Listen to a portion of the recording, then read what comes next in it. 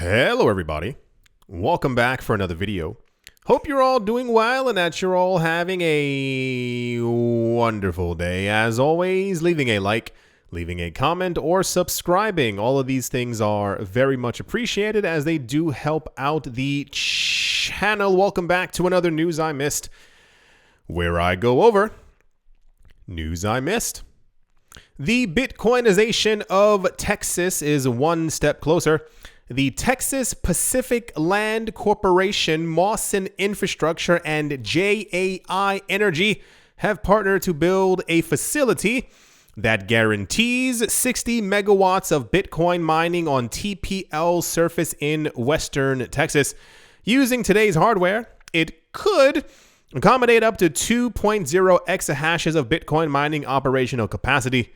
The operation will be fast. The three giants plan to start construction in Q2 of 2022, that's roughly around now, and start mining Bitcoin as soon as the end of this year. As for the three companies, the Texas Pacific Land Corporation is one of the largest landowners in the state of Texas with approximately 880,000 acres of land. That's a lot. For its part, Mawson matches sustainable energy infrastructure with next-generation mobile data center solutions, enabling low-cost Bitcoin production and on-demand deployment of infrastructure assets. I think this is the word's not runoff, a continuation from the news that we were getting sometime last year when we had news that allegedly the largest country in Asia had apparently rebanned Bitcoin once again. But this time apparently also cryptocurrency mining came into question as well, which is also really fascinating. I don't think recently that I've spoken about it, but people are still finding out that I think over 15% of the world's Bitcoin mining percentage, power, whatever, is coming from China still as well, which I think is really hilarious because I'm just certain at this point that it's probably the same exact people who tried to ban it are also trying to get it. So the news that we had when they banned it last year, rebanned, was that apparently tons of people, I believe, were moving to Kazakhstan, were moving to Iceland, were moving to Alaska, and also to Texas. So like I said, I guess this is just the continuation of it. A lot of people were quite excited about this. I'm not sure if because it was simply an American thing and the energy was moving to America, or if it was more of a let's get the mining power out of said country that continuously keeps banning everything that's happening with this coin, because they used to have a lot of power over Bitcoin by simply announcing they were going to ban it. They were thinking of banning it. There was a potential idea that they were thinking about maybe at some point in the future getting rid of it. So it was always kind of nonsensical. So cool. I wish them the best in their money-making activities. I would love if, even more so, decentralization, if this was kind of fractionalized across all 50 states as opposed to just two of them, because we keep getting the Texas and Alaska news. I would love if there were some facilities all around the U.S. So, just in case a power grid failed, we'd have some other solutions on the other side of the country as well. But, that's just complete wishful thinking at this point. That's the Bitcoin mining in Texas news. And yeah. Let's move on. Also this is in the news every single day news. A couple of days ago, it says, in the last 48 hours, the Shiba Army burned almost 1 billion coins from circulation. This is according to data shared with, I think that's a Twitter page called Shiburn, as in SHIB burn.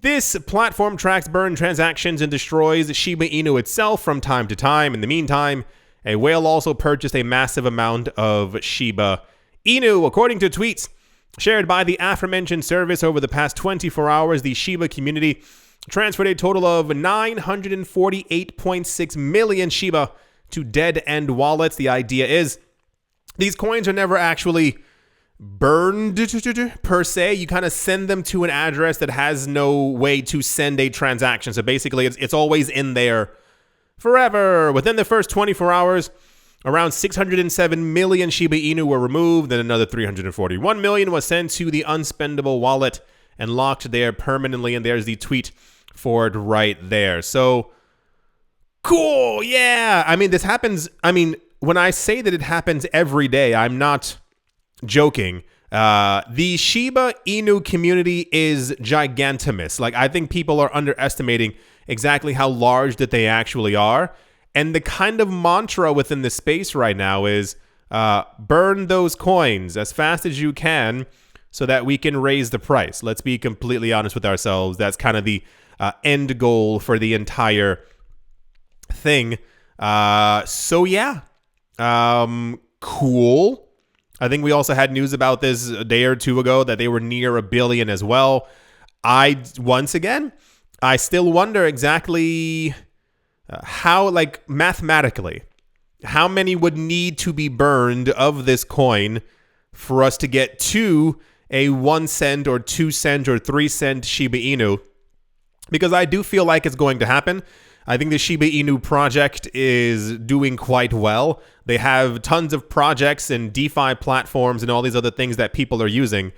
I think if you're burning 1 billion coins nearly every day, at some point the other supply is going to hyper dwindleize. Dwindleize, is that a word? Dwindle. And the price will rise and more people will get into it and begin stacking it, because also a billion burned in a day. There's also tons of people buying hundreds of millions of them because the price is still relatively low. I think it's going to pull a Dogecoin where only people in crypto who are paying attention to it will kind of know that it's happening. But eventually, when it does get to 2 or 3 cents in a year, 2 years, people will then start rushing to it. It ends up going in price. More burn is happening. You kind of get the idea. That's the Shiburn news. And yeah, let's move on. Also in the news, RCD Espanol has teamed up with Crypto Snack to become the first La Liga team, allowing fans to buy tickets in crypto. The professional soccer team based in Catalonia, RCD Espanol, no tilde, it's just a Y, will enable fans to purchase game tickets, merchandise products, food and beverages, all in crypto. The offering will be available with the start of La Liga's first or next season, starting in August of 2022. Digital assets in the soccer industry have formed a relatively strong bond over the last several months. Numerous clubs announced partnerships, money, crypto assets as a payment method. I don't think this has to do realistically anything with like them forming a tight partnership. I think, once again, as we spoke about last year, tons of players around the world were like, I want to be paid in Bitcoin. And this was before the run up to 70,000. So if they got into Bitcoin around 14, 15, 16, 17, 18, 19, 20 something thousand, and essentially their paycheck tripled over the course of the year, of course, everybody else ended up taking notice as well. And also, as a team manager, you don't want to be left out on these things. You see that your players are becoming rich by this brand new digital currency thing that everybody's talking about. Well, gosh darn it, I want to do the exact same thing. So they also end up saying, well, if people are spending crypto, why not spend it here? I still think it's going to take 2 to 5 years until people actually want to spend their cryptocurrencies on stuff. Once again, still betting on that $500,000 Bitcoin until people are like, okay, now it's fine. Now I can spend some Satoshis. But I mean, it's great for us because in 5 years, we will literally be able to pay for everything with crypto. So it's great that they're adopting it now. Yeah, that's the Espanol. I don't understand why there is no... It's kind of driving me crazy to see the Y here. I don't know why. Why? Anyway, that's the Spanish Espanol accepting crypto payments team news. All right. Let's move on. Also I'm not sure why this was news or why this was actually quite popular news when this came out news. Dozens of open positions on Binance and Binance US are suggesting that the company is aiming to strengthen their legal team. What? How? But they're a company who deals in money. Why would they be hiring more people for their legal team? I can't figure it out. Amidst growing uncertainty caused by the bearish run across. Okay, most cryptocurrencies over the past few weeks. What? Was that a sentence? Okay. Binance, the world's leading exchange in terms of volume, is looking to heavily shore up its defenses in case of any possible inquiries from regulatory bodies. Why was this news? However, it could also be an indicator of the company planning to enhance efforts at securing an even bigger market share across EMEA and APJ markets. Binance is currently not facing any lawsuits, and good for them. It has recently been granted a seal of approval by authorities in France, I believe it was also Italy and Germany, indicating that its legal counsel onboarding efforts may simply be rigor. All right, this is worded weirdly. Anyway, the point is, yeah, this was quite popular news. I'm not sure if people were trying to spin it in a negative fashion.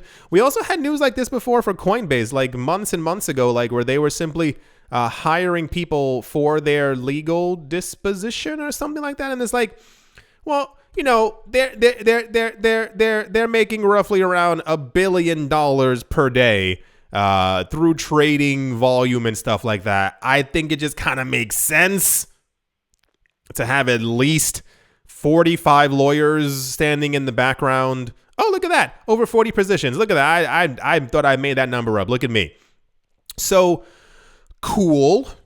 I hope it works out for them. They're getting regulatory approval everywhere around the world, so it would kind of make sense that they would need at least 25 people who speak at least 3 different languages to deal with all the paperwork and all that other jibber jabber. So yeah, once again, what was the other news that we had like 4 days ago? It was like completely nonsensical, but that was the news of the day. What was it? I don't remember. It's always something nonsensical in this market. So yeah, Binance is getting more legal team, and that made the popular news. All right, let's move on. Also this should have never been news. It was just kind of obvious. Iran's Ministry of Intelligence has reportedly blocked around 10,000 bank accounts over suspicious foreign currency and cryptocurrency transactions. The action was carried out in collaboration with the country's central bank. Iran's Ministry of Intelligence issued a statement on Saturday stating that it had blocked a number of bank accounts due to suspicious foreign currency and cryptocurrency transactions. Local media reported they said a total of 9,219 bank accounts belonging to that's a lot of bank accounts, belonging to 545 individuals were blocked.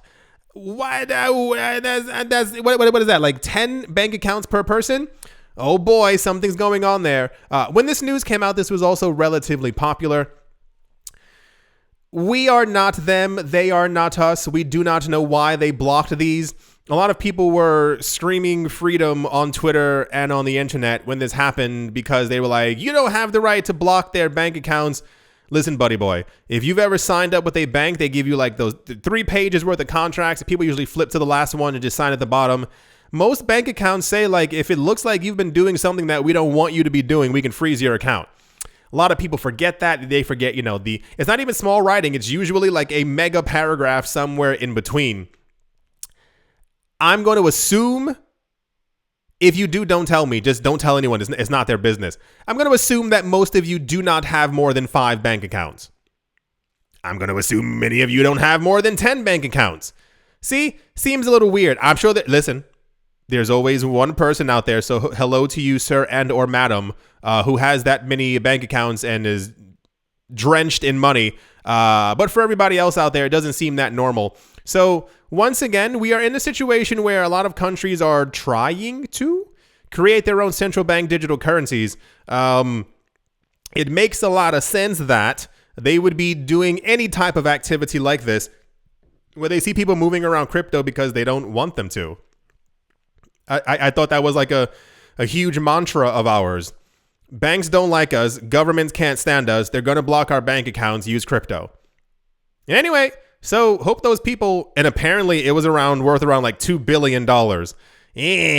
Out of 545 people moving around $2 billion. I mean, I was going to say red flag, but it's more of a government red flag. You understand what I'm saying? You can't move around $5,000 without them being like, hey, what the fudge is that? So imagine like 500 people. I'm going to shut up now. This was quite popular news. I don't know what. I assume these people are on trains and planes moving to other countries right now because, all right, let's move on. Yeah, I do hope that you've all enjoyed. I do hope that you all are having a wonderful day, a wonderful afternoon, a wonderful evening, wherever you are, wherever you might be.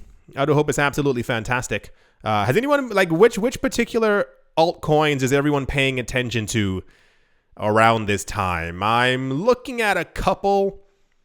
The prices seem quite attractive. I don't want to boost up any particular coin, but I will hint and say metaverse coins are looking a little bit spicy to me at the moment. And a lot of passive income coins have really gotten onto my radar over the last couple of I do hope you all enjoyed. Hope you all are having a great day, great morning, great afternoon, great evening, wherever you are, wherever you might be. I do hope it's absolutely fantastic. Thank you all once again for watching, listening, and or supporting, and I will most certainly be talking to you all soon. See you.